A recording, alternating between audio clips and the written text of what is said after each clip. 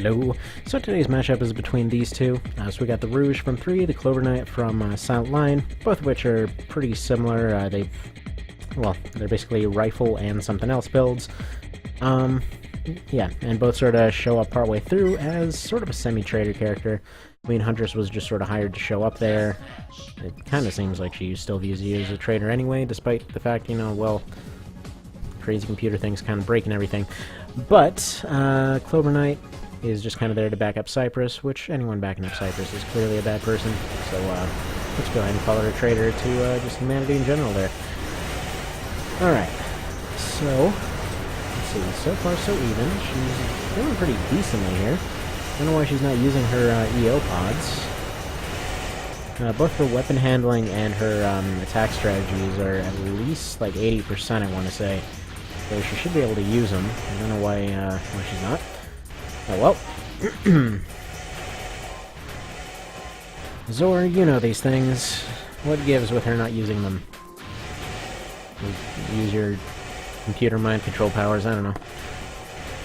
Anywho, personally I think that Goldbit should be the one winning this, just in terms of firepower and defense. Neither of them are too tricky, so other than the fact that the basic rifle is a little bit more accurate, should be fine. Now, if you're wondering why I ended up giving her the Hollow, well, yes, it does weigh twice as much, and basically only gives 6 extra shots, but she's all about the gold. I mean, she's got a gold shield, she painted her head gold, she ended up using her original rifle because of the fact that it's gold. Actually, the other option was to use the Mini Sawa, just because she uses the lower ammunition rifle. Oh, well, how about that? Rouge just completely pulled it out at the end there. Again, I'm not sure what's going on with those EO pods. To show you what I mean, let's take a look at her brain. Go to performance. Yeah, we got 1 on these as per pretty much usual. Yeah, 80% on attack and defense, so she should be using them. Heat and energy are maxed out. AC and movement, she doesn't really use those much. Search, 60% just to make sure she's not losing track of anyone, and then, weapon control is all the way up there. So I don't really know what's up with that. But oh well. Let's give her another go. Could have just been a map thing, We'll just chalk it down to that. But yeah, so the Hollow shoots gold lasers, so that's kind of the biggest thing, but the damage was very similar. Very, very, very similar. It's twice as heavy, it shoots faster, it's just an assault version of the basic laser for all intents and purposes. Like, she's getting about 1.8 or so per every 1 shot that Huntress is getting here.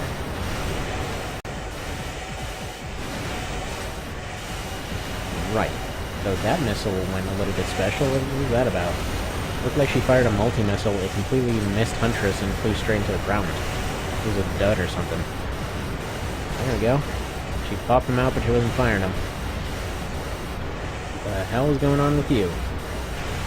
Almost like your AI is as good as the original. I'm just gonna stand there and walk while you shoot me 50 billion times. Yeah, so she's pretty much relying on those multi-missiles. Yeah, I don't think Clover Knight's actually got a chance anymore. I mean, she has to get 3 wins in a row to pull it back at this point. Okay. Well, let's give it another go. See if she can pull it back.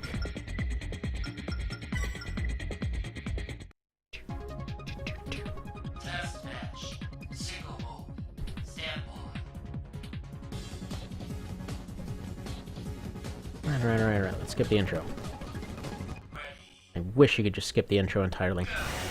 Oh well. There we go.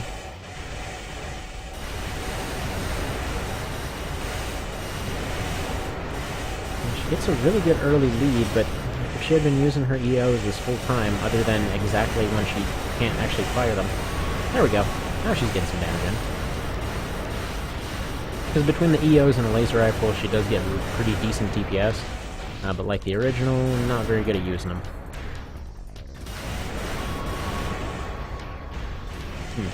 Alright, actually no, she might pull this one out. And those EOs. There we go. that's a win. Very decisive one, too. She just completely overwhelmed her at the end. Alright, 2-1 though. Gotta pull that off 2 more times to actually win it. Kinda going for one of those drama turnarounds, I see. That kinda works better if you go tit for tat. Well, you know, you don't tire yourself out. You get a win in that first round, you let them tire themselves out trying to get a win in the second round. You know. Then you go and pull back, you overwhelm them again in the third, take another rest during the fourth, and then you come back and you win it for the fifth. That's probably the most practical way to do it. Alright, so still deciding on whether or not she likes EOs. Oh, she's going for a full lock. Oh, crap.